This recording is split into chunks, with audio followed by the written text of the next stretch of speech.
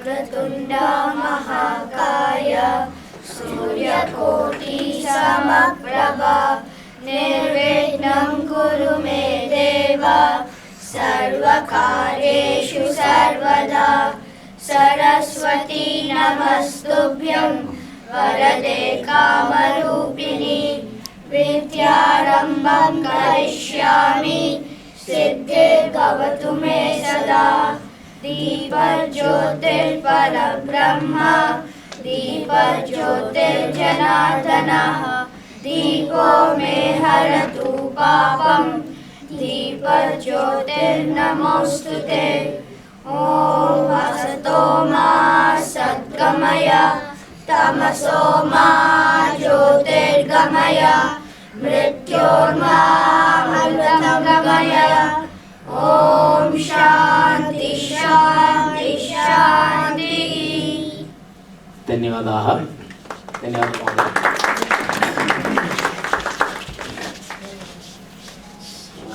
Looking for Kalyanji. Oh. Suddenly Kalyanji is missing. So I'd like to invite Umaji to come and introduce Kalyanji and before we start the program. Namaste everyone. Today we are honored to have a very special guest with us, Shri Kalyan Vishwanathan ji, the President of Hindu University of America. Kalyan ji received his bachelor's degree in electrical and electronics engineering from BITS Pilani and his master's degree in computer and information science from Ohio State University. In his prior career, he was a global practice director for an internationally known software consultancy services firm. Kalyanji has studied the text and traditions of Hinduism from an Advaita Vedanta perspective through a 21-year association with Pujya Swami Dayananda Saraswati ji, founder of the Arsha Vidya Gurukulam group.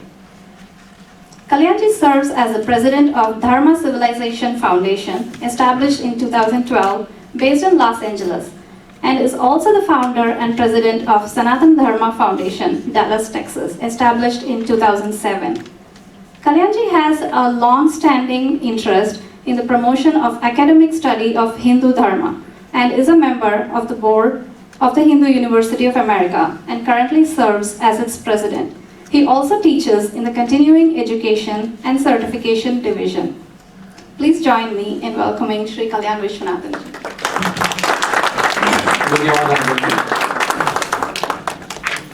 So we will request Kalyanji to take it from here.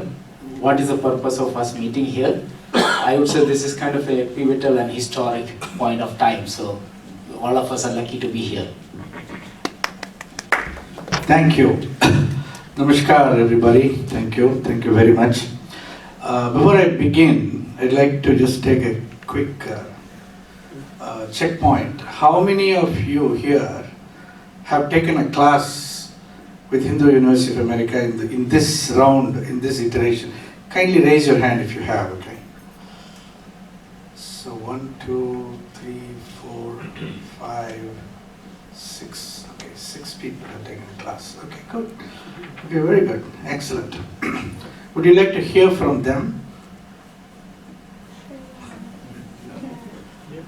I mean, I don't know if I'm preempting the structure of the program, but should Sanjay, you can guide us. Yeah. So our plan initially was that, you do the talk and then during the QA we'll have the testimonials. Okay. But if you think that, you're touching on one of the subjects, Yeah. and one of us are taking the course, we are more than happy to step in. You just have to call us. Okay, wonderful. Very good. You're giving me the flexibility. That's great. Excellent. Let me start with a question. Well, before I start this, how many of you attended the satsang, the Gita Mandal satsang with earlier today? Raise your hands if you attended the satsang. Okay, wonderful. A lot of people attended that. Well, I suppose we are very grateful that you've stayed on for this the afternoon program. Now, in the satsang, someone raised a question about religions. Yeah. And Swamiji answered by saying, oh, only the bottle says sugar, but what's inside the bottle is not sugar anymore. You remember that? Yes. So who asked that question? Is that person here? No, she's not. She's not. She's not here? Okay, so there's no point. Because that's a very interesting question, what she asked. Okay, I'll tie it back to that question in a few minutes here. But let me ask you, should there be a Hindu University of America? Should there be? There has to be organized structure. Sorry? There has to be an organized structure Uh-huh. to give the authentic information out, Right. rather than Googling it and trying to find out and Yeah. getting confused about it. Rather than Google University. Yeah, absolutely. Yeah. Or WhatsApp University, as they say. It's even more popular now. Okay, so why should there be a Hindu University of America? Organized, structured information, yes, okay. Why else? Well, there has to be a centralized authority on something what information is disseminated outside in the public. See, centralized authority and Hinduism don't go together. I know, but this authority, let's put it this way, not centralized. Yeah, I think you can learn in depth, one thing, instead of distracting yourself with Google. Yeah, learn in depth. Yeah, okay. And also the times are changing. It's not, we need to be only learning about Vedas and Upanishads. We need to sort of evolve ourselves. And I think that is needed in a central position, place. Evolve in which direction? Well, just to the way the whole world is evolving. There is an IT coming up. There is, which I think you could probably are working through. But I think we need to evolve ourselves. I think that's the only word that comes to my mind right now. Okay, Evolution. okay. Any other thoughts around this? Should there be a Hindu university? If so, why? I mean, after all, if you look at IT, okay, with all the developments in artificial intelligence and cyber security, and just because IT is something I know a little bit about, there are many places to go and study them. You don't need a Hindu university to provide education in IT and business and finance. I mean, That's not the point. uh-huh. Yeah, That's not the point, yes. So what is the point here? For authentic knowledge Of what? of Hinduism and what it represents to the world right now, rather than getting sources from people who have a misagenda and promoting what Hinduism, what they think it is. Yeah, okay. That's a very good reason. Okay, it's a very good reason. Okay. But you're still not getting to the one reason that I think is the most important reason. But anybody else wants to give a shot? Why do we need a Hindu University of America? Sorry. Yeah. The very tag ism to me I feel it doesn't go with the Hindutva, the core philosophy. So just like someone outlined already, I think in the current world, there is in every direction this continuous flow of information against some kind of ism every day, every second. For and against. For and against. So our philosophy, to me at least, is not that. So I think for that purpose we need more clarity on what it is, and it should come like Vajpayee highlighted.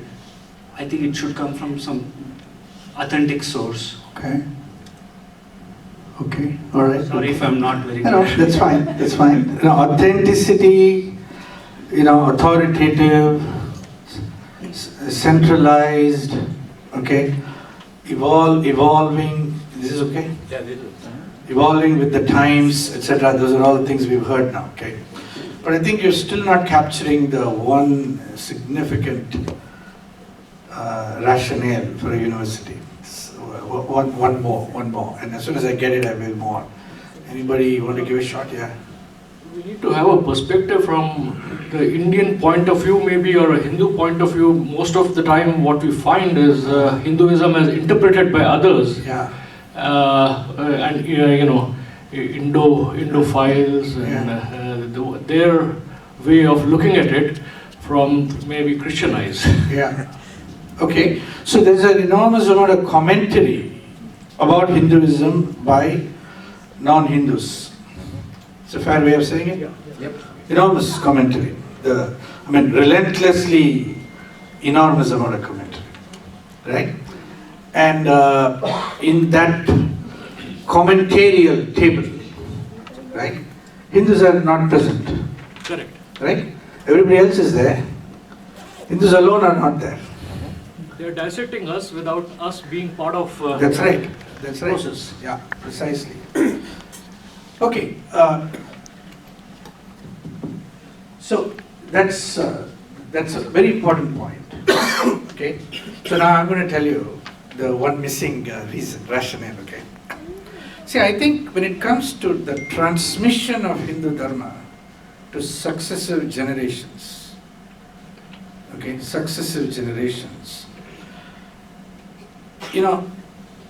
I think we have a gap. We as a Hindu community, a Hindu society, we have a gap, okay? Our mandirs are sustained largely by first generation immigrants. Am I correct? Yes? Yes. And the first generation immigrants carry a degree of, to use a much used word, Shraddha. Right? We carry it.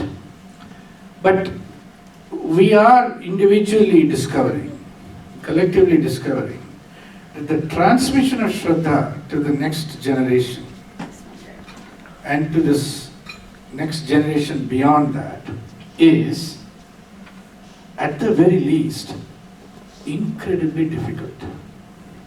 Would you agree with me? Yep. Yeah? And the infrastructure of the mandirs and the Chinmaya Mission, Swadhyaya Parivar, we got so many organizations, Art of Living. Now we have Jaggi Vasudev, you have Satyasai communities, and so on and so forth.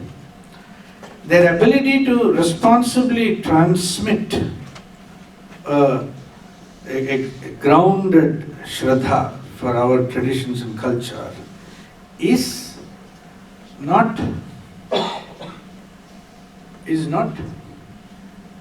guaranteed. Is not guaranteed. Right? So there is a gap. And what is that gap? If you ask the question, what is the gap? Right? What is the gap? Where does it fall apart with the next generation? Because they are portraying the groupism, or you can say, or very selective information, particularly to one group, and trying to dominate on the other group, suggesting this is the best path, and that is the only solution to divinity. Yeah. So that is creating more confusion within the Hindu community and division. You mean the presence of other religious traditions is creating confusion, you're saying? No, within our Hindu tradition, these are different groups, different swamis, different gurus, different.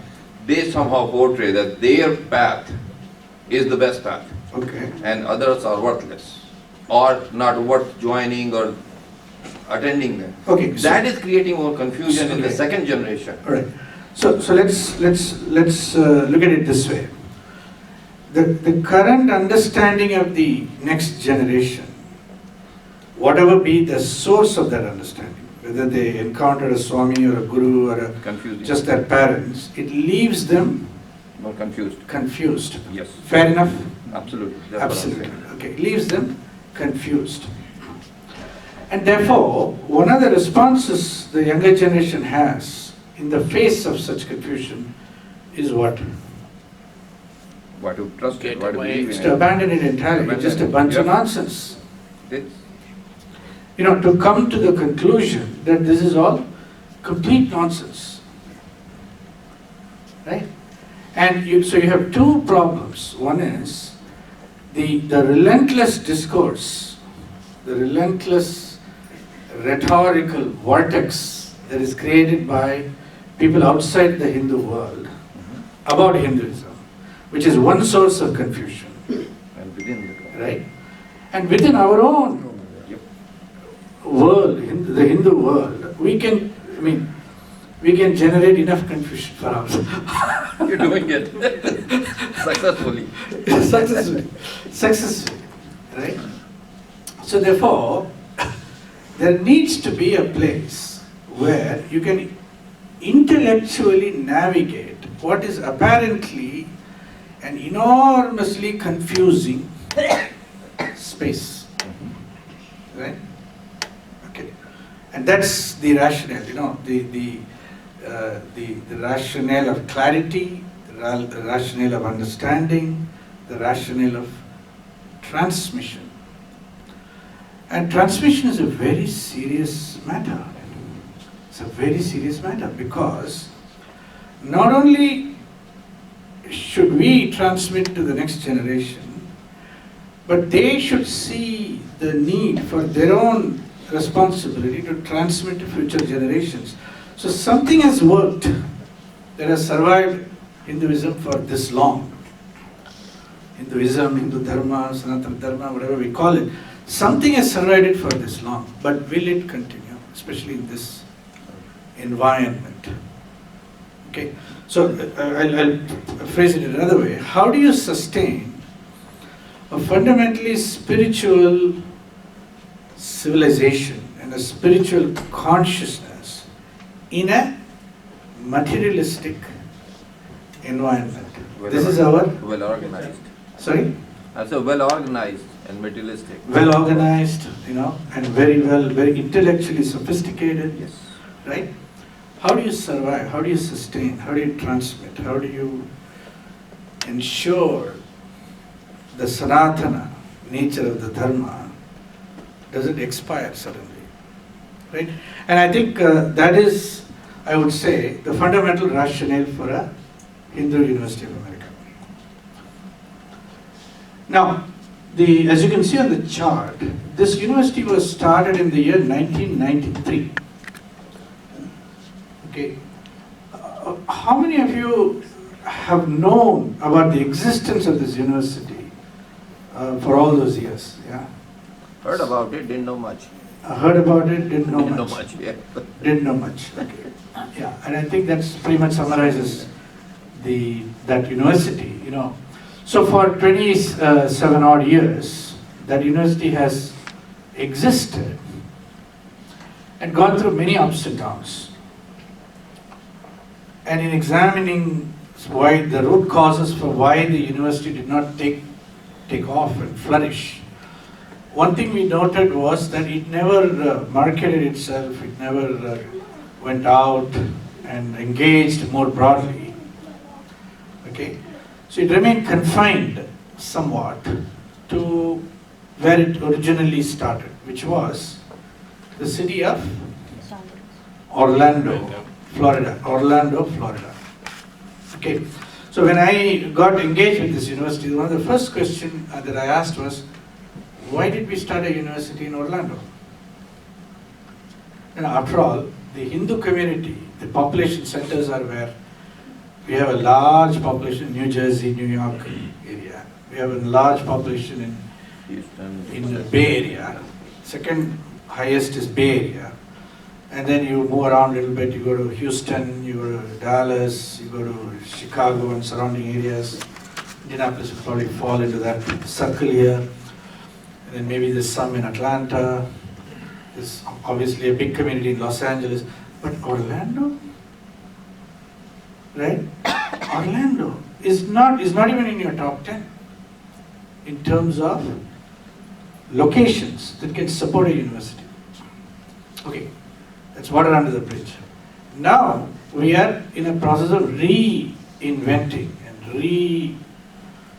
revitalizing. I'm curious to know the answer to that question. Why in Orlando? You're curious to know why in Orlando? Yeah. Well, the main sponsor of the university was in Orlando. Retired person. Retired person. I suspected that, but Yeah. anyway, I wanted See, the vision of what the university could be for the Hindu world then intersected with the local concerns about, where the people were who sponsored the university. By the way, the university is still in Orlando in terms of its administrative office, but that's it, right? What we've done is we've turned it into an online university now, completely online, which means it is everywhere, really speaking, right? You can join from anywhere, you can take classes from anywhere, and you're going to hear from some of the students who are taking classes in terms of their particular experience, what it is like to take classes, and what is the experience of this particular university in its current iteration. Okay, so let's move on. I want to now move to another motivation.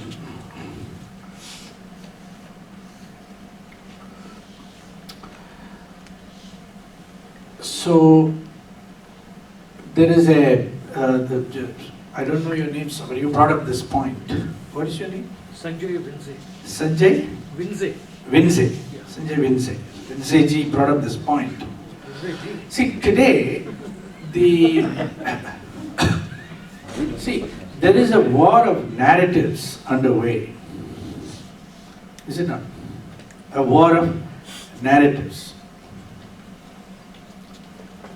What does it mean? There is a war of narratives regarding everything, really speaking.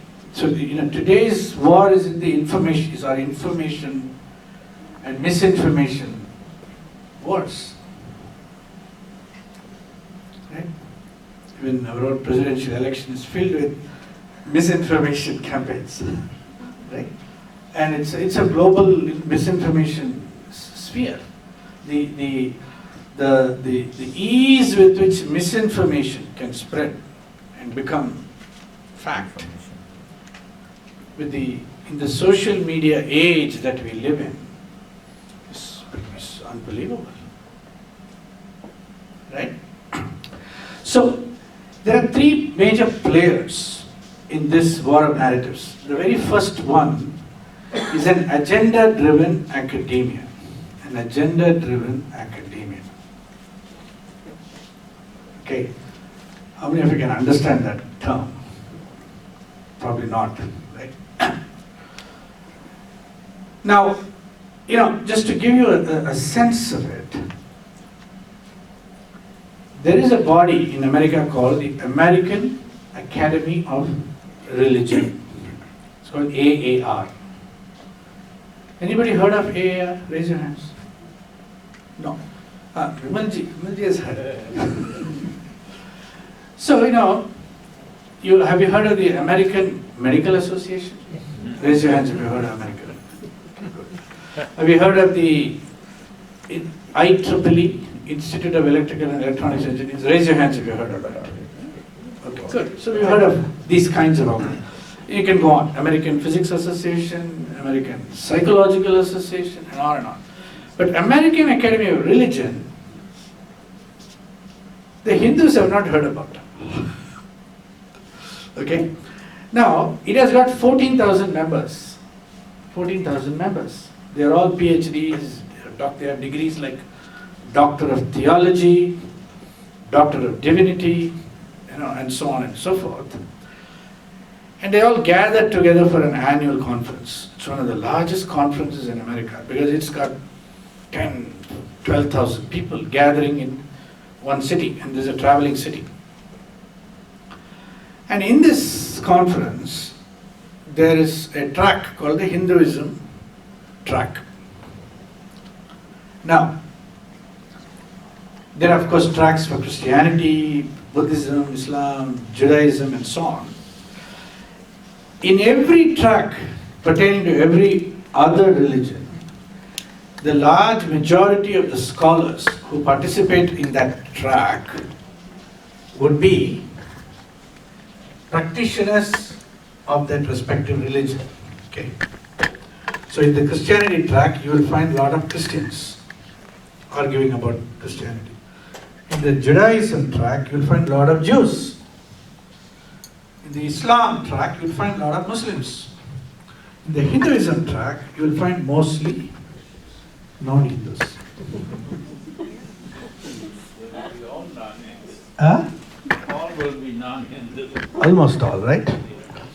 And a few Hindus who kind of sneak into that conference, who are given admission into that conference, when they speak, they might as well be non-Hindu, because you can't distinguish what they're saying from what the others are saying. They have to fit in. They have to fit in.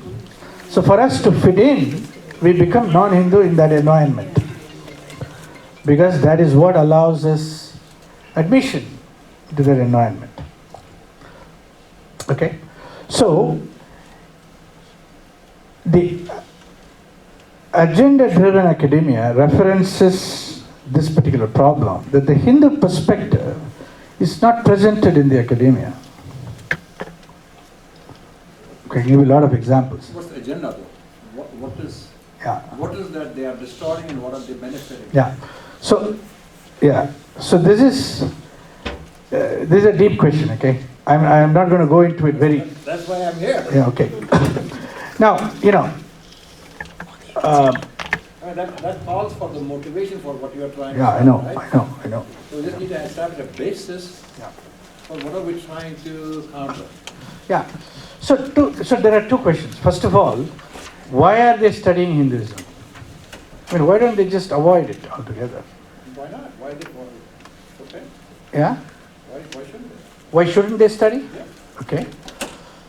The second question is, from what angle are they studying? What is it that they are trying to establish in studying Hinduism? Right? Now, so I'll try to give you the answer from the standpoint of what I have understood, okay? See, Hinduism is very, very troubling for the West. It's very troubling, very troublesome for the West. They are not able to leave it alone. They are not able to kill it and destroy it. But they want to bring it under a framework of understanding, okay, that allows Hinduism to exist as a great civilization long ago, but has been superseded by the progress of humanity. Somebody here used the word, we should progress. Progressivism is a way of thinking in which, as humanity moves forward, it leaves behind old ideas and thoughts. I mean, it started from Max Muller's time. It goes even before. That's what I'm saying. Yeah. He promoted long time the same thing, but still we sustained and survived. That's right. So therefore, the roots of why the West studies Hinduism in a particular way, their angle of approach, their paradigm, their methodology of study, etc., is something Hindus do not understand. Yep. It's patronizing. Huh? It's patronizing. What is patronizing? Their view of Hinduism. Their view. Yeah, their view. It's inferior to the current organized religion. That's right. That's what they're promoting. I'll just give you one example, okay? Maybe two. One example. The greatest and the most famous exponent of the Ramayana in the United States, in the academic space, is who? Does anybody know? Huh? No, Stephen Knapp. No. Stephen Knapp is not in the academia, okay? He's outside. He's somewhere hanging out in the ISKCON world and outside, okay? So in the academic world, who is the expert? Who is the recognized expert on the Ramayana? Okay. This is a person by the name of Dr. Robert Goldman. He teaches at University of California, Berkeley. Now, who is the greatest expert on Sanskrit in North America? In the academia? Another good American. Yeah, another good American. But who is it? Who is it? Korean probably teaching it teaching Hindi. So his name is Sheldon Pollock, Professor Dr. Sheldon Pollock, who is teaching at Columbia University. Now, I'm just saying, see, one of the conditions of the Hindu way of being here is we don't know anything. Right? We don't know. We don't engage with Sheldon Pollock. We don't engage with Robert Goldman. So what is Robert Goldman teaching in the University of California, Berkeley about Ramayana? Okay, I'll tell you. Robert Goldman's central argument about the Ramayana is the following. He says that the story of Ramayana is the archetypal war between the Aryans and the Dravidians. Rama was an Aryan king, Ravana was a Dravidian king, and Ramayana is telling the story of the clash between the Aryans and the Dravidians. And that is his story about the Ramayana. Huh? Doesn't come even close to the... It doesn't come even close. So, you take dharma and adharma, right? It's completely missing in the discourse. Shraddha is completely gone. Huh? Shraddha is completely gone. Shraddha is not there. Shraddha is not there at all. Instead, what is there? Okay. That's just one example, okay? So, I'm just giving you one example to give you what is the point of view. It is incredibly important for the West to stand by the argument that the Aryans came from outside of India, Europe into India. It's very important for them. It's an article. It's a fundamental article on which they will never compromise. Why, you may ask, okay? Let's pause on that. There's a lot to be investigated in that realm, and it requires deep study, which we are not doing. Right? I mean, their one agenda is that the Aryans came from there and they are the ones who are responsible for all this, whatever Hindu Dharma or whatever practice we call it. Yeah. It was not originated in India itself. That's right. It is not their own. Yeah. It was brought in by Aryans from Europe to Asia. Correct. And they forget that these Hindus, they went into 5 different branches out of India. Mm-hmm. Like Burma was another one. They came to West here. They went to the Middle East. If you track them down, the way Hinduism spread and it came to the Western world, there were 5 lines they were going simultaneously. And they all originated from India. They want to discount the whole thing. Yeah, but see, you will find absolutely no agreement on that within the academia, right? Absolutely. So, this is a narrative architecture, okay? The narrative architecture. Let's take the Mahabharata, okay? Now, how Mahabharata, we all know, was fought between the cousins of same family. How can one be Aryan and the other be Dravidian? It's very hard, isn't it? It's very hard. But you had to examine what the Christian Larson has written about the Mahabharata to begin to recognize to the extreme extent to which he goes to twist the Mahabharata to fit the Aryan Dravidian model. And what's critical is this: the Aryan invasion of India, the Aryan migration into India, and India being peopled by 2 races is so fundamentally become the truth about India that it is taught as the fact, not only in the West, it's taught as fact in the India itself. It's on Wikipedia. Every Wikipedia article will say Aryans came into India 1500 BC. And it just repeated ad nauseum, so that it becomes a fact. And the children who are born, wherever they go, whichever source, they'll hit the same narrative. And they never know that that's a false narrative.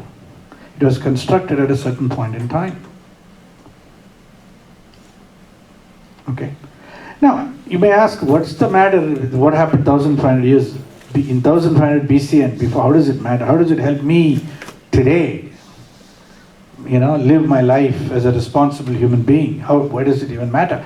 And I think that is the question which ultimately gets in the way of a responsible transmission of Hindu Dharma across the generations. How does it matter? How does it matter if you are a Hindu or not a Hindu? How does it matter? I mean, how does it matter if our children remain Hindu or keep marrying outside? How does it matter if their children completely don't know anything about Hinduism? How does it matter if in course of time, our own people, they think Hinduism was some backward cult that ancient people followed and no longer relevant? How does it matter? I mean, it matters a lot, because the way I look at it, if you don't know your own foundations, you can't stand a ground. Yeah. And Can't when you stand don't your ground. stand a ground, you are totally lost. That's right. It's a lost generation. It is lost. And and the thing is, sir, I want you to consider, we have already been lost for a few generations. 2 generations, exactly. We are now trying to recover. We are in a process of recovery and restoration. We've been clinging on to certain things for dear life, and we are entering a phase of reconstruction and restoration. And a lot of that reconstruction is in the space of our narratives. But at the narrative table, we have an agenda-driven academia, a biased and poorly educated media, and a befuddled and ill-informed citizenry. And when I say befuddled, citizenry is both Hindus. We are also befuddled. We don't know when there is a Hindu-Muslim riot in India, in Delhi, and out of 40-odd Muslims, people who died, the majority of them are Hindus. Why does the New York Times keep saying it's a Hindu pogrom against the Muslims? Why do they say that?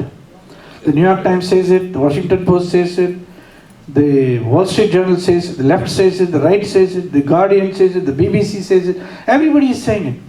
The Hindu is a problem. Muslims are innocent. That's how they're portrayed. That's how they're portrayed. And that is the narrative, the current of the narrative that they've settled into brooks no other possibility. They got to say that. Yes, sir. That's the narrative written in Indian media. Yeah, Indian media too. Indian media is controlled by not Indians. Yeah. And so they are repeating this, and I think, I'll take a minute. I think Hindus are probably their worst enemies. They're too defensive.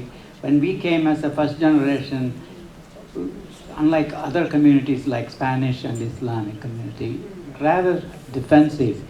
And I find other religious children proud of their culture. We are defensive, and as parent, I am responsible for that. I have to change that from childhood. University is good, but we need primary school, and I should be the teacher, which I have to say I have failed, because I grew up happy as a Hindu. I had a peace as a Hindu. I enjoyed it. I didn't question it. And I don't know the answers for a lot of things. Yeah. And here children are different from me. They ask questions, and I get impatient, irritated, and I don't answer their questions. And so they think I'm a fanatic. I'm a blind follower. So we have to change. Youngsters should change, which I do. But my children, after they are in their 20s, they are proud of their heritage. They want to learn. What do they go to? They go to the Western writings, like the Aryan theory and everything. And so they learn without a foundation. Yeah. I'll give you All right, this kid wants to say something. Go ahead. Because I've seen, like, in my school, they my global studies teacher, she's said how like before ISTEP got kicked out, it said how Hinduism was polytheistic and all that, and how it insulted all of her Hindu students, and she was actually like, and she seemed happy when she said she could teach us correctly instead of having to go with all the Western stuff. Like I've even asked her, like I've told her that for what I've learned, it doesn't, like in the books, they're completely false. She said, I know it's because the books were written by a Western non-Hindu person. That's right. Yeah. Absolutely correct, right? So I want you to just give me a little bit of a hand, okay? What's your name? Santosh. Santosh? Sonit Ghosh. Sonit Ghosh. Okay, very good. So now I just want you to understand something, okay? in the field of anthropology, okay, the anthropological reconstruction of the phenomenon of religion, okay, proposes that polytheism is an earlier stage of development in human religious thought, and monotheism is a progressive advance over polytheism. Okay, now those of us who don't understand all of this, we don't know anthropology, we don't know anything. We know. What do we know? We Hindus, what do we know? We know engineering. We know medicine. We know finance. We know management. Right? We don't know our own foundation. Yeah. So do we know anthropology? It's unlikely that we know anthropology, right? But in anthropological discourse, there is a story of human evolution. Humans are evolving and progressing in time. Right? Long ago, we were running around on treetops, bouncing around like monkeys with tails. And then somehow slowly we became humans. And then humans were nomadic and they were foraging in the forests and hunter-gatherers and so on. And then they got into settled life, formed village communities, and then came slowly other advances in technology, and there were cities and blah blah blah. So this narrative of linear progress, in this narrative, right, polytheism is positioned as an earlier stage of evolutionary thought, and monotheism is a progressive advance. Now, let's look at the implications of this particular anthropological proposition. Okay. Which are the monotheistic religions of the world?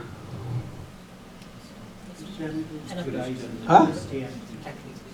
Christianity? I mean, okay, there's this for certain, you can make the argument that Christianity is polytheistic. It has the Father, the Son, and the Holy Spirit. That's three things. So. No, but you can make that argument.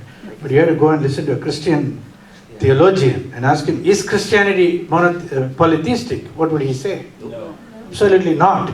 So, it doesn't matter what you think. What the Christians think is Christianity is monotheistic. What are the other monotheistic? Judaism and Islam, right? Judaism, Christianity, Islam are monotheistic. Okay, tell me what are the so-called polytheistic cultures of the world? They all three originated from the same same place. Yeah. How they can be monotheistic? No, they are. They are monotheistic. That's what they're claiming then. Each one is monotheistic. Oh, yeah. Yeah, each one is monotheistic, okay? But which are the polytheistic cultures of the world? Huh?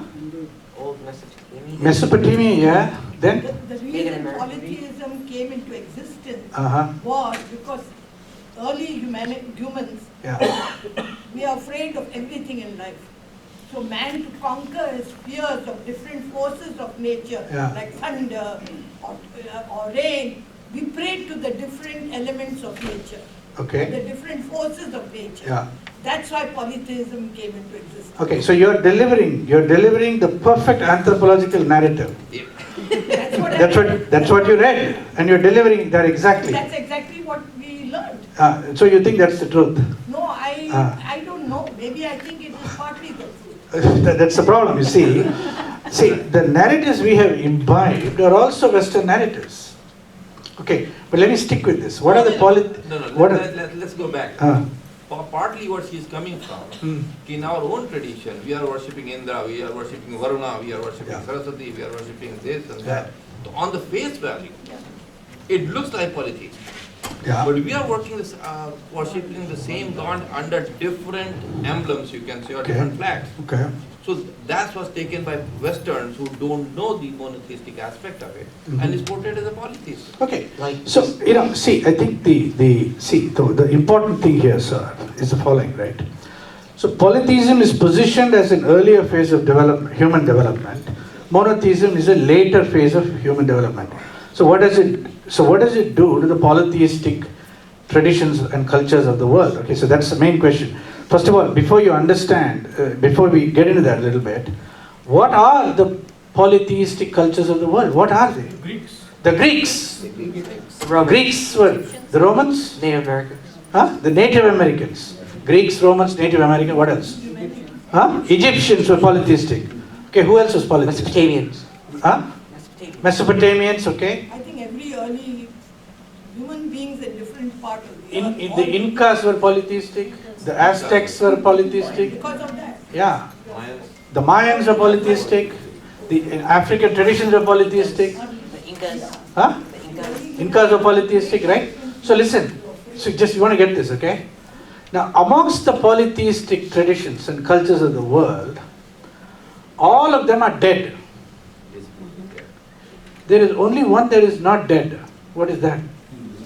The Hindus. So you just follow the logic here. This should have been dead long time ago, but it's still alive. You know, because you see, after all, the logic is like this. Polytheism was an earlier phase of development in human history, in human ideology, ideation, okay? What's the proof of that? Well, every one of those polytheistic cultures and traditions and civilizations have been rendered dead. By who? Christians. By the monotheists, okay? Monotheistic religions have conquered polytheistic traditions all over the world. Conquered them, killed them, destroyed them, exterminated them, rendered them into the dustbin of history. But Hinduism is not dead yet. That's a problem child.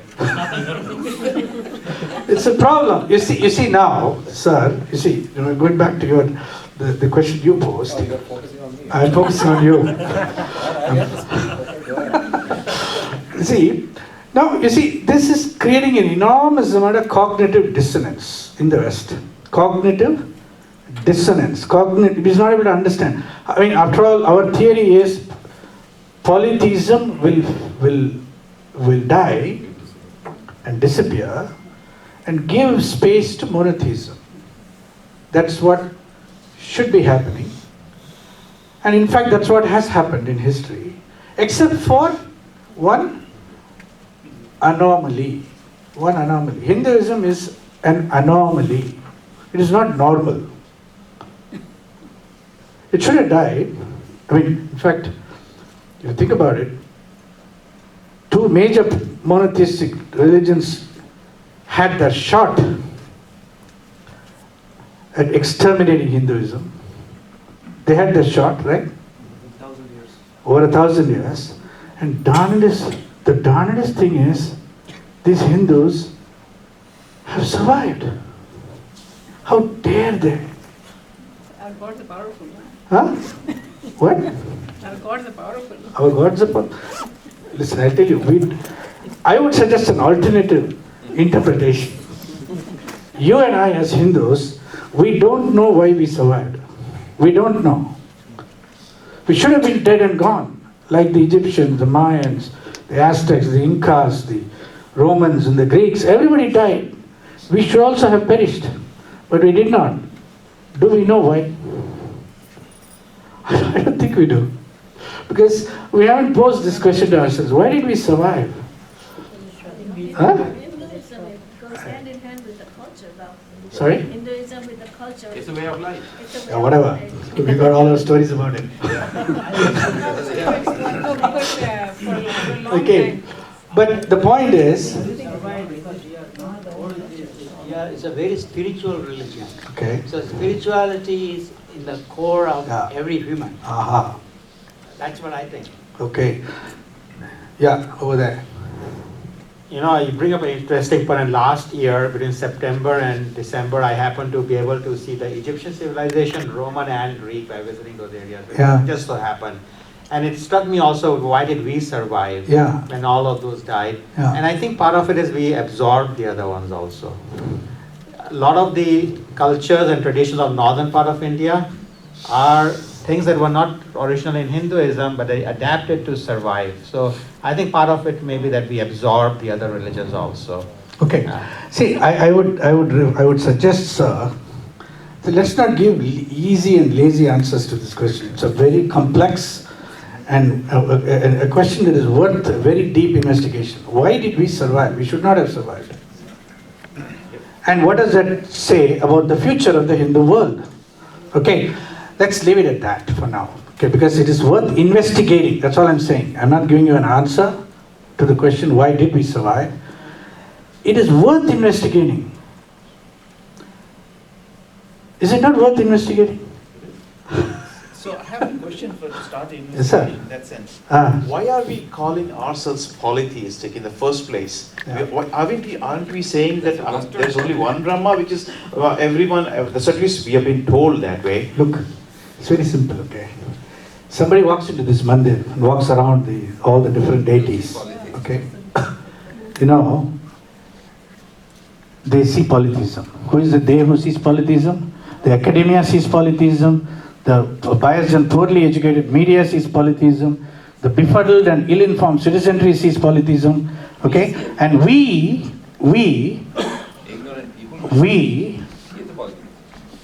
nobody knows what we see because we don't say anything. What we see is Huh? many, let's put it this way. And if we talk, we have one great fear. If we talk, okay? Huh? No one understands. No. Not no one understands. What will happen if we Hindus talk? Huh? We won't be listened to by who? Forget about the other ones. We Hindus will get into an internal argument amongst ourselves from which we will not get out. Okay? So it is better to just do puja.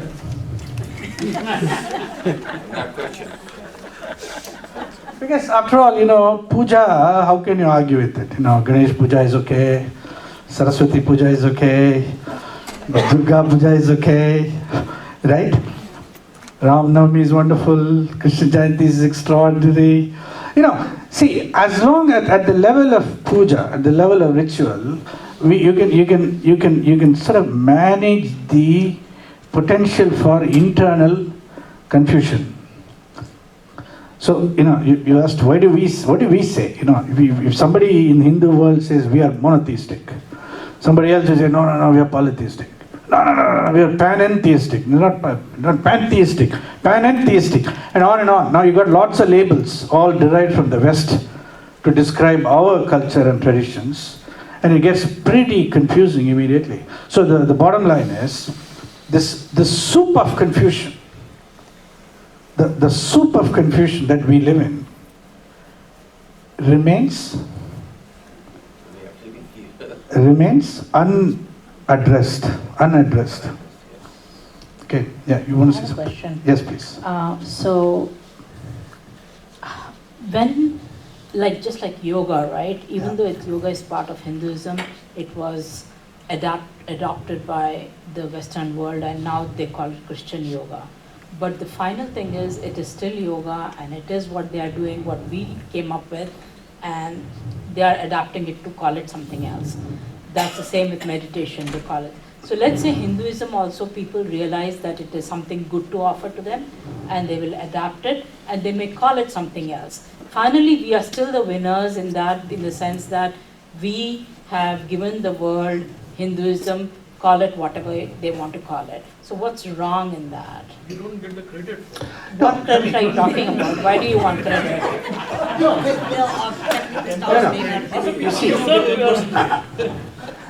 So see, this is equivalent to this is almost equivalent to the question. If Hinduism dies away, if it dies away in a couple, 2-3 generations, we're just dead and gone. But as long as Hindu ideas have survived in some other form in the world, does it really matter? Okay. And not just ideas, I mean the actual concept of what the Vedantic philosophy is, not just an idea here and there, but the actual imbibing of the Hindu qualities or Hindu values and the Hindu scriptures. Yeah.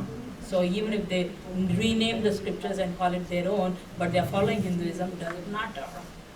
Maybe that's if it is followed in the pure form, then it does not matter. But there is no pure form in Hinduism. No, I mean, you wouldn't know, would you? See, that's the whole point, right? You wouldn't know unless you studied it, unless you investigated it. Okay. See, I mean, you know, does it, if at the end of the day, if Hindu ideas, see, you know, the number, the decimal system, 1, 2, 3, 4, 5, 6, 7, 8, 9, 10, is called the Arabic numeral.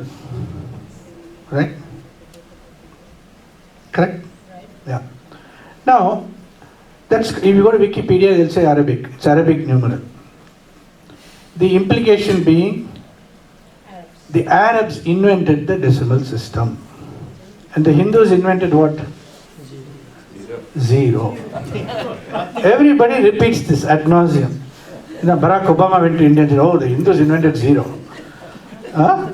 I mean, that means that they had their 1 to 10, their one English numbers. Then India developed nothing. I mean, Yeah. Zero can also mean they had nothing with it. Yeah. But I'll tell you what. Ekam sat vipraha bahudha vadanti. Okay? Where is number came from? Ekam. Okay. Lokesmin dvividha nishta pura prukta mayana. Traigunya vishaya veda nistraigunyo bhavarchana. Chaturvarnyam maya system gunakarma vivaksha. Panchabhuta. Shaddarshana. Sapta rishi.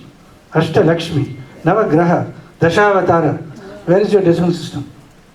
All in Arab. Huh? All in Arabic. The Arabs invented the decimal system? Okay. Now, how does it matter they say it's Arabs did it? After all, its Hindu ideas have gone to Arabia and then they spread out in the world. Okay, how does it matter? It doesn't. You know, there is a place for the argument. As long as Hindu ideas survive in the world at large, how does it matter if they are called Hindu or they are not called Hindu? You know, there are people who make the claim that the Pythagoras theorem was in the Baudhayana Sulba Sutra long before Pythagoras invented it. It was born, I think. Yeah. You look at your Navagraha here in the Mandir. What do we put in the center? Surya. Right? And all the grahas are going round the Surya. We've been doing it for years. Long before Copernicus, Kepler, Galileo all started having this argument about, is the sun in the center or is the earth in the center? At least 1,000 years before that, Hindus put the sun in the center. They knew it. But something has happened to our own knowledge and our own understanding of our traditions. Okay, so I'm spending too much time on one slide. I'm going to move very fast now. Okay, so let me see.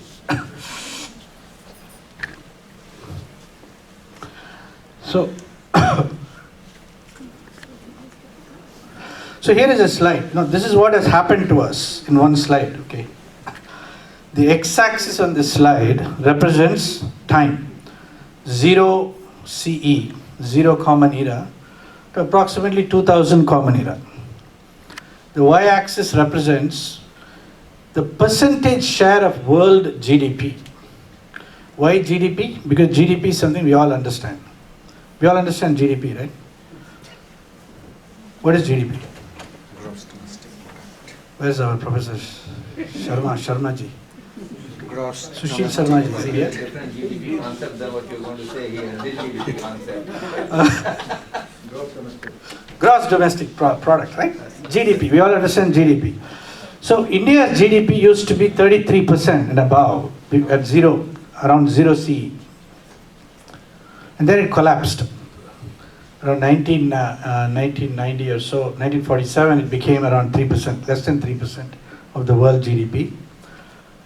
And then now it's slowly trying to recover. The other two lines in the graph, the pink line is USA's share of world GDP. USA's share of world GDP. And the yellow line is UK's share, United Kingdom's share of world GDP. Okay. Now, every time I show this chart, somebody in the audience asks me, where did you get that data from? Did you make up the data yourself? I mean, right? So I have to answer that question. So the data behind these charts comes from a work called The History of the World, the Economy of the World, the World Economic History, written by Professor Angus Madison,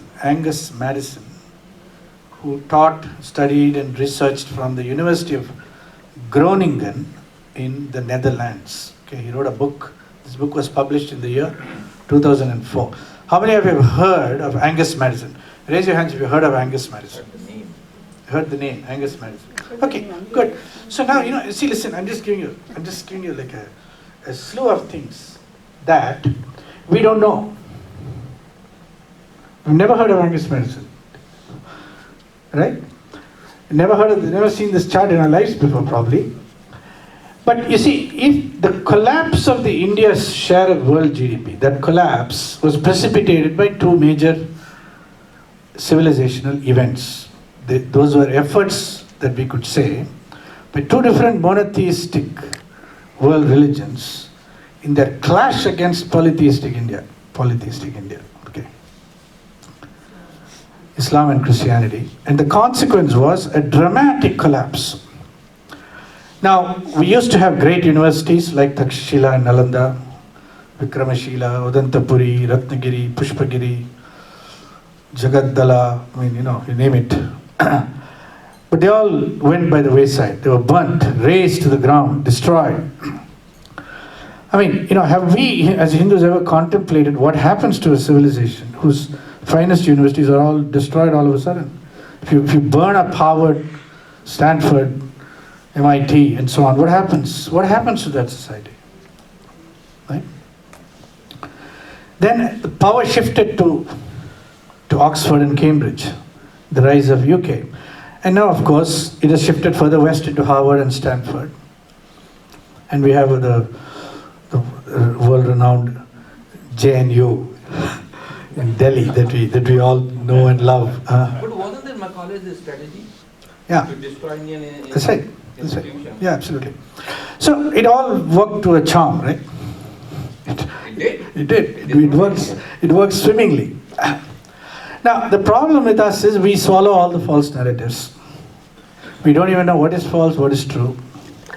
Right? We don't know. We don't have the discriminative faculty to recognize a narrative that has been foisted on us versus what is an authentic narrative. Many Hindus, in fact a large number of us, are unaware of the problem. We are unaware, simply unaware. Because it doesn't come up anywhere. It doesn't come up in your mandir. You can do any number of... No, I can bet you the Ramakrishna Mission Swamis will not bring it up. This is too controversial. C.C. Ravi Shankar will not talk about this. Jaggi Vasudeva will not talk about this. They'll all talk about meditation and zoning out into the transcendental realm. Okay? But, this is real. This is real stuff. It doesn't come up when you party with your friends in your homes. It doesn't come up. Right? We need an environment where we can talk about this. We talk about what happened to us. What happened to the Hindus? How did we end up where we are? Now, if the Hindus become aware, somewhat aware, right? Many of us don't care. We don't care. So what? So what? My life is fine. My children are doing fine. My son went to MIT. My daughter went to Berkeley. My other son went to Harvard. So it's good. It's great. Life is good. Life is great. Wonderful. Right? How does it matter? So we don't care. But the next thing is even more insidious. If we really do care, right? If we really do care, we don't know what to do. We don't know what to do. We are helplessly the objects of other people's narratives about us. Helplessly, floundering around as objects of other people's narratives and stories and reconstructions about us. we are not subjects in any sense of the word. We're not subjects participating in this narrative table. We're not subjects driving the discourse by any measure. We're simply this vast repository, cultural and civilizational repository of knowledge, traditions, systems of, just kind of lying around like an open source library of resources to be just plucked, taken, adapted, re-engineered, remapped by anybody who cares. Huh? And put back on it. And repackaged and sold back to us. See, the only reason Hindus are interested in yoga today, the only reason Hindus are interested in yoga today is because the West is embracing yoga. Not necessarily, not all of them. Most of them. Let me give you an example. Hmm. About 25 years back, I'm thinking of expanding a little bit. This lady in the red said something. The lady in red. No, I'm serious about it. Hmm. I went to Swami Dayanand Saraswati's ashram about 25 years back, and he was teaching Yoga Sutras of Patanjali. And there were 116 people registered for that course. Out of that, 90 were not Indians. And what that told me was that those people were from all over the world, besides mostly United States, but they came from Brazil, from Russia, from wherever, European countries and so on.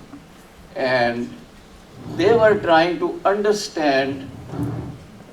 I am pretty sure few of the people I talked to, that they started this from yoga, and they wanted to know what is Yoga Sutras, and they went to Patanjali, and so they are getting back into the Hindu religion. So it is causing that. Another point I wanted to bring, I think it came up a little early, that why this thing is expanding. I can assure you that everybody in this room has their children who are learning about Hindu religion. My grandchildren, each one of them, I taught them Mahabharata and Ramayana, and they are learning shlokas, they are learning Hindi, and so on. And so that's what is causing this to continue on and expand. The more and more we are teaching these things, that's what's keeping it. You were asking the question, what is keeping it? Yeah. So partly that is the answer. Yeah, partly that is the answer. I don't disagree.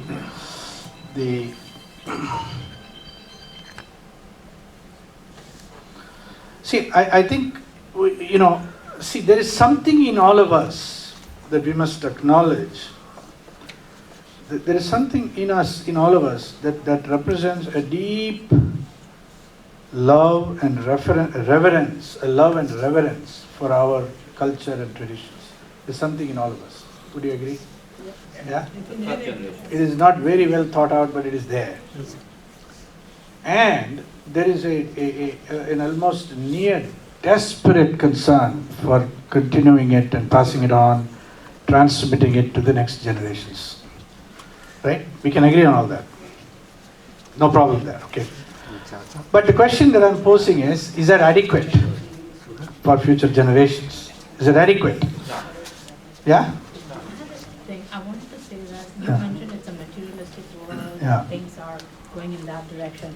But I think for the future generations to follow and have faith in us, I think the approach should be more on an intellectual basis, because everything is questioned in Yeah. a certain way. Correct. So I think answering the questions in an intellectual way Yeah. would be a... I think perfect. I think you're absolutely right. Okay.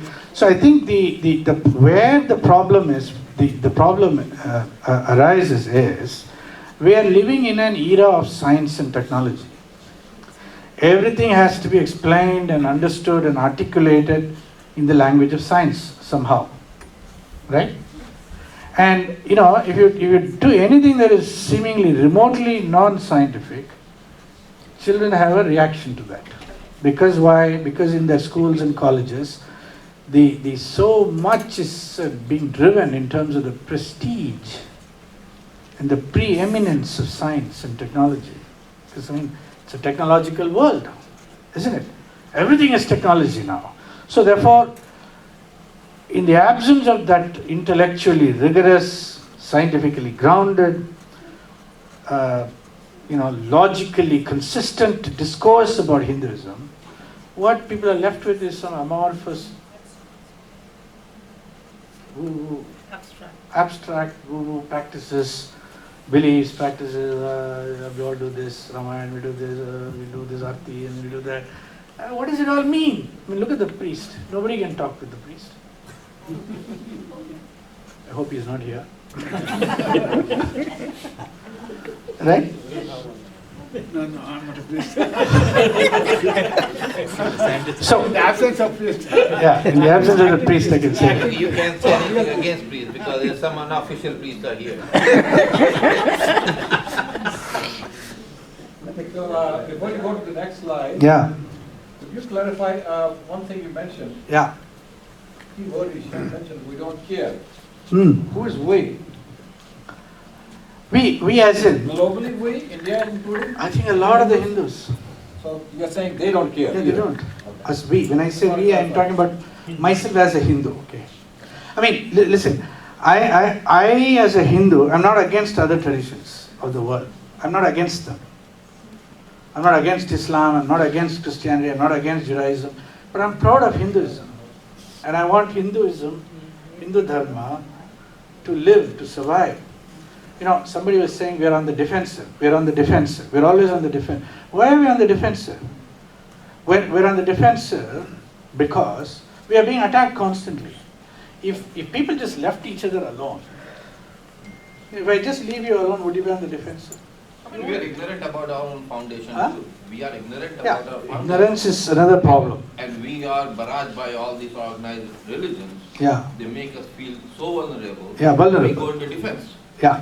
So the vulnerability. But I tell you one thing, that one is that our ignorance of their religion, and then we don't stand up for our religion. Correct. Both are true. Perfectly articulated. Okay. So I hope there comes a time when in the Hindu University of America we'll learn about the Quran, the Hadith, and the Sirah, the Old Testament and the New Testament, because we haven't studied the other traditions systematically and rigorously for at least 1,000 years, right? Huh? Time for a break. All right, sorry. Yeah. Can you keep the questions and answers later? We'll keep going your lecture. So anybody? I think finish up your presentation, then we got a lot of us we want to ask questions. I think go with your Would you like to agenda. have These are open-ended questions. This will take a whole day. So it looks like we are all very engaged here.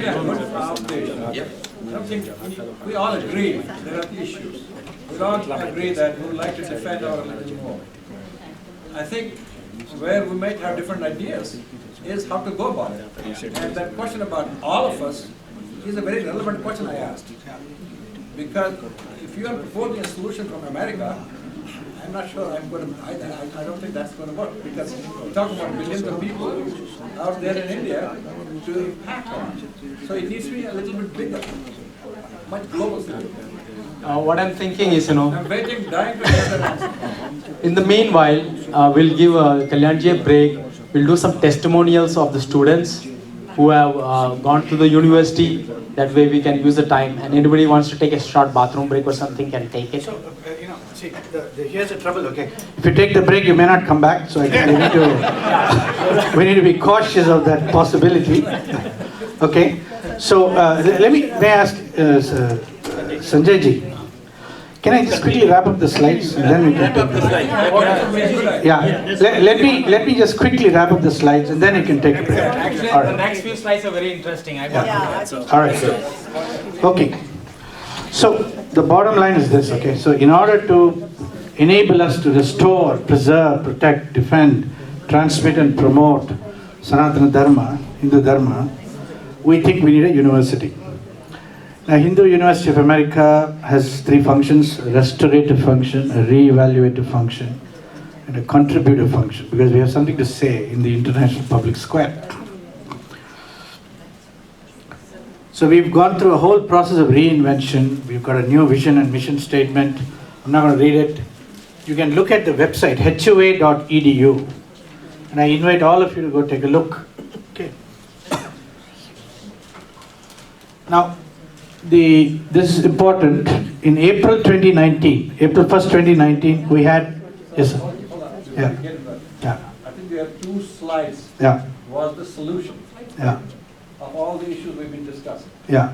Right? Did I get it right? That is a path, one path forward to address some of the issues. So Hindu University of America, a university, is one platform that is attempting to engage this particular problem space. Nobody's making the argument that it is an adequate platform. No, but what I'm saying is, you and others are proposing that as one of the means. Others may be proposing others, but you are proposing. Yeah. What my question is, that is only addressing a small segment of Hindus living in this country. What about that all the others in India? What is being done there? By who? I don't know. Because that's you suggested that is an issue there as well. So let me tell you, see, there is this a slow growing awareness is there in the Hindu world, okay? Chinmaya Mission has started a university in Kerala called Chinmaya Vishwanathan in Kochi. Sri Sri Ravi Shankar is starting a university in Orissa called Sri Sri University. Swami Mukundananda is starting a university in Orissa as well. There is a Gayatri Parivar has started a university called Deva Sanskriti Vishwavidyalaya in Haridwar. There is a university in Sanchi called the Sanchi Bauddha Evam Hindu Vedic Vishwavidyalaya. That's emerging in Sanchi in Madhya Pradesh. Okay. There is of course the yoga, famous yoga, Swami Vivekananda Yoga Anusandhana Samsthana in Bangalore. So there are lots of little kind of points of light emerging here and there, okay. But the IITs, IIMs, the secular universities, the JNU, and all these, Aligarh Muslim University, Jamia Millia Islamia, Osmania, blah blah blah. You gotta, I mean, there's a whole world there. Okay, and these new universities are simply slowly emerging. Okay, and that's where it is right now. I mean, it may be overwhelming to even ponder the complexity of this problem, but that's where we are. Now, in terms of students, we had 10 students in April of 2019. We went to 28 in June, 85 in September end, and 141 in the beginning of January. So there is a kind of a sign of life in this university, a sign of life. Okay? And my invitation to all of you is to become students here. Get involved. What do you have to overcome in order to become students?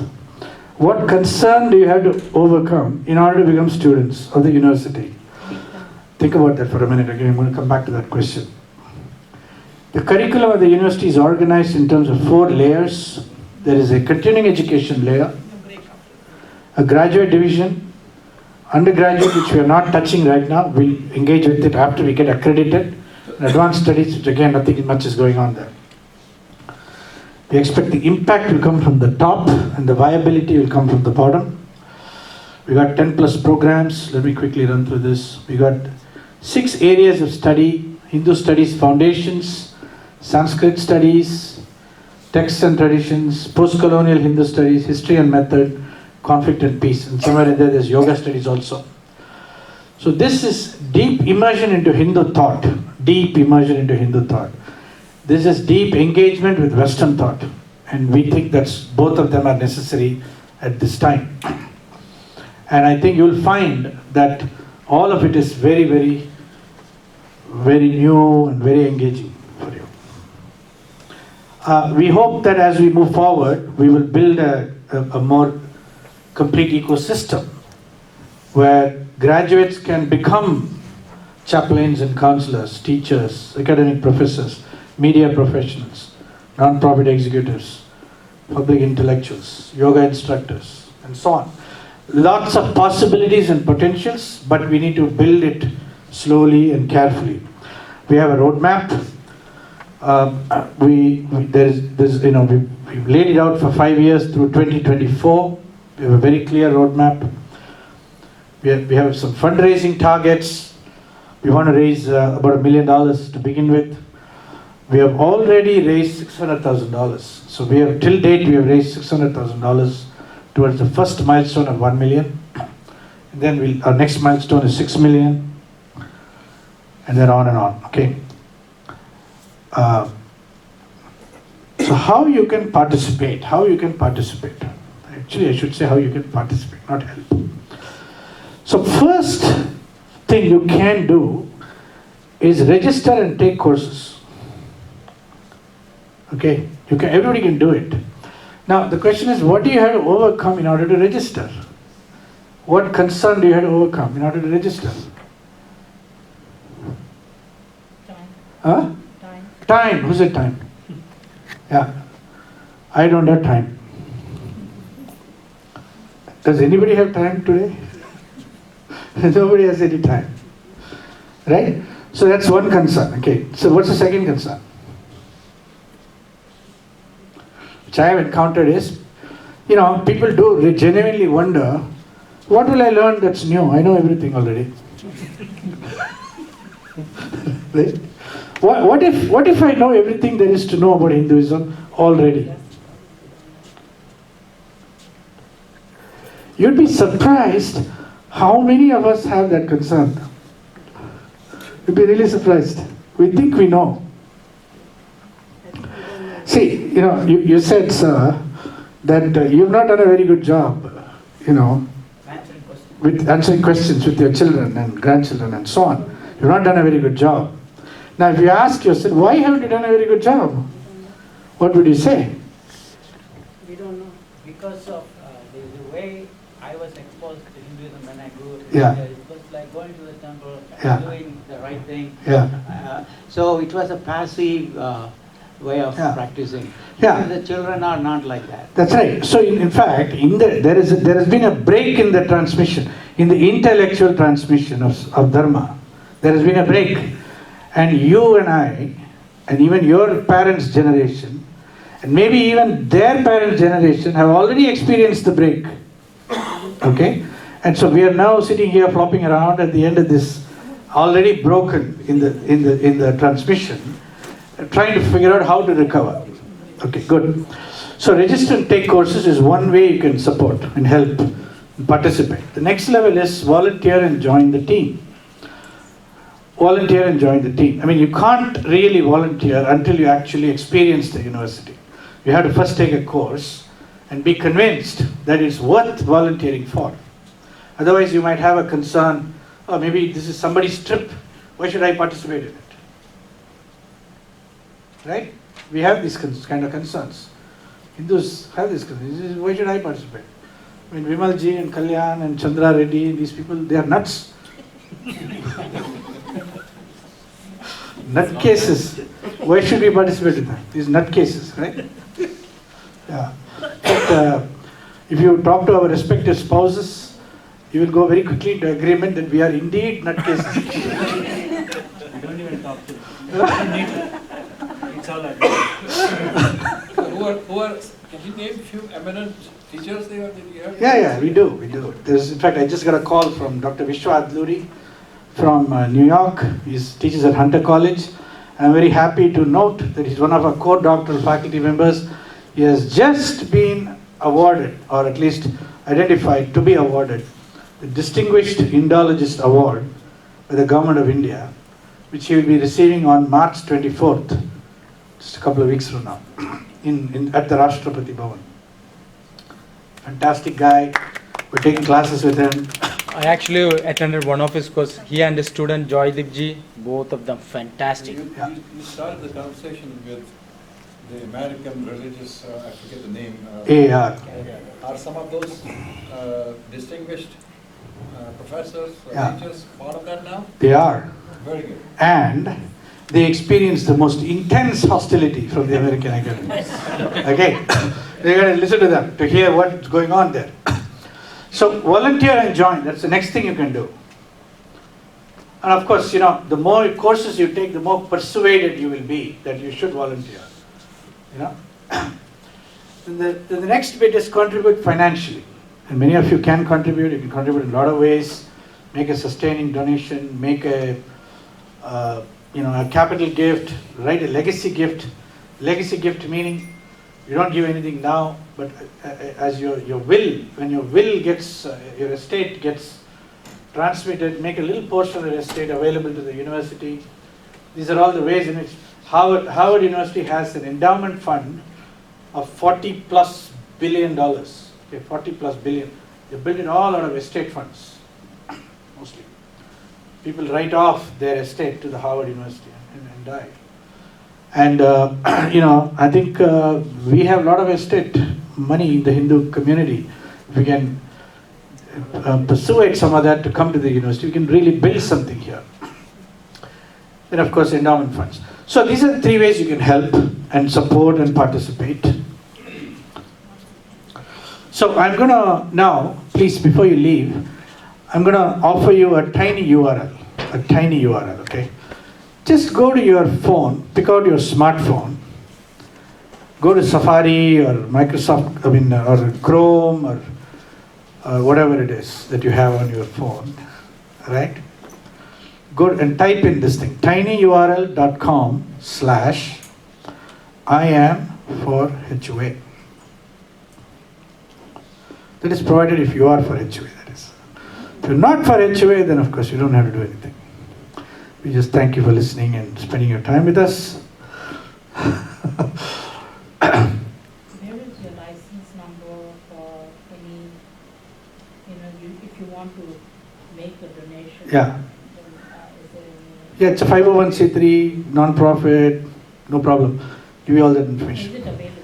Yeah, it is available. You got it. I have a couple of comments. Yes, sir. Is this basically just of your presentation? The rest is the experience by The testimonials. That's it. From your presentation, I think you identified the issues which a lot of us identified with. Okay, nothing new in there. It's a known fact that we tend to be defensive when it comes to because of whatever reasons. I think what is not clear still in my mind is from the type of question I asked. By the way, it's a very, first of all, I support this endeavor. It's a very good endeavor. But it can only be one pillar, if you will. There has to be multiple pillars. It does not address all the other basic definition of the issues that you articulated early on for all of the Hinduism, survival and whatever. But even with this effort, I think you could articulate, you can think about it, make it broader. It does not need to be exclusive just for Hindus. Right now it seems like emphasis is, well, we've got to get our knowledge base up, and we've got to give it to the children. I'm not sure how practical that is going to be in practical world, but it needs to be broader, okay? Knowledge obviously is desirable at any level. So I am not sure what prevents you from expanding the horizon beyond the Hindus as students. May I respond? Yes, please. Yeah. So the Hindu University of America is definitely open to students of any denomination. Okay. In fact, when in the last quarter, when we announced the orientation to Hindu Studies course and distributed the information, one of the very first students to register was a Christian pastor. Okay. Who had a degree in theology, a doctor of theology degree, and he was a priest, he was a pastor, and he joined, just out of the blue. I mean, we didn't anticipate it, but he came on board. We accepted him. Okay, so I think your point is very well taken. Okay, I want to give you a little bit more though than just that. If you look at Maharishi University of Management, MUM, have you heard of that? Fairfield, Iowa. It is a university, it's a Vedic university, definitely. It came from one of our acharyas, Maharishi Mahesh Yogi, but it is completely managed and controlled by Americans. Okay? So if you go to Maharishi University of Management, mostly, am I correct? You will find that, you're learning Vedic knowledge from the Americans. Yeah. So now, while our one concern we have is that while this Hindu University of America is open to all people, if a Muslim comes and studies, we are completely happy to take him in. But we are concerned that this should be owned and managed by Hindus, for the Hindus first and foremost. Okay, so that's just a... Yeah, that's a management issue that can be handled. Yeah. But I think in terms of your key, you might not have highlighted them here. It seemed like it was all directed to Hindus. Maybe your points are not in these slides where you could actually articulate a vision where you can promote other communities as well to attend with benefits, obviously. Absolutely. We'll do that.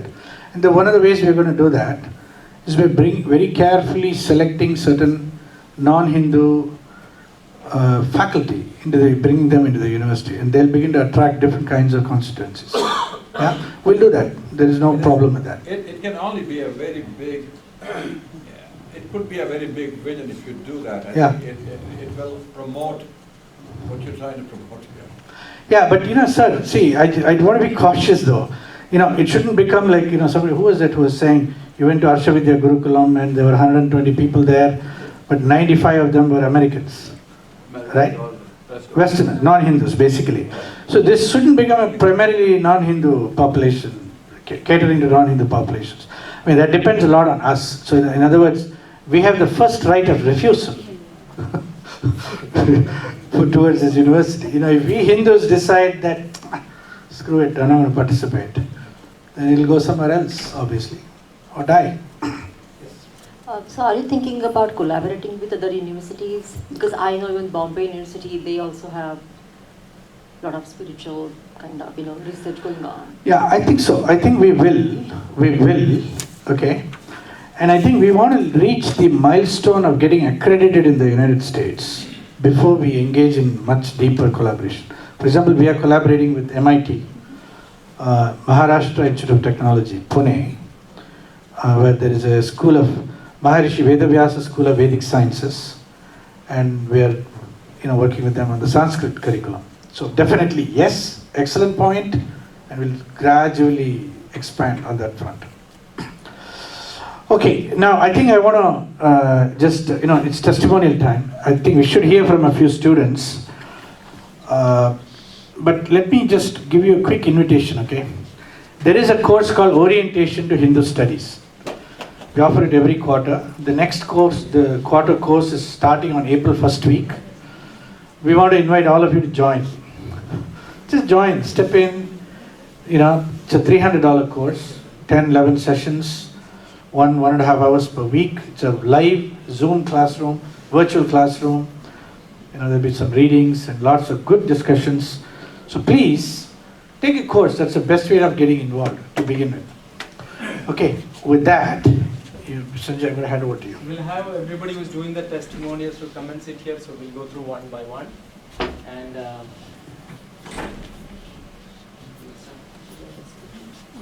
start with Anil Mohodaya. Namaste, my name is Anil Vasishtha. So I learned about HUA's MA program in Sanskrit last year. So me and my wife Uma, we both joined. We were actually waiting for something like that since we completed our undergraduate from Sanskrit Bharati. And it was actually a blessing just to know about this. The unique thing about this particular program is a certificate MA program. 16 courses you can do in 2 years, 3 years, 4 years, however your time allows you to. The most amazing thing about this particular thing is the acharyas are not just typical lecturers from universities. Think about an acharya who has learned everything from Gurukula system and teaching you completely in 100% in Sanskritam 3 times a day, 3 times in a week. That is the kind of program this is. Now, not everyone will be jumping into this Sanskrit bandwagon right away, but there are multiple programs available where you can jump in and do other things. Our Sahitya teacher himself has written so many Mahakavyas. Our Nyaya teacher is someone who learned through Gurukula system, has been teaching privately, now he has been incorporated into the university. The amazing thing about MIT, with which HUA is working with to provide these courses, is that they are trying to get out to those people who traditionally were given full knowledge, and they are now actually passing us the knowledge as such. We are not getting a translated version or anything like that. You ask a question in Sanskrit and you get the answer. You ask a question in English, you get an answer. But it is basically the way how the Vedic system has been run. So that is the amazing part of it. There are so many more things that I can keep talking about it, but there are a lot more people. I'll invite others.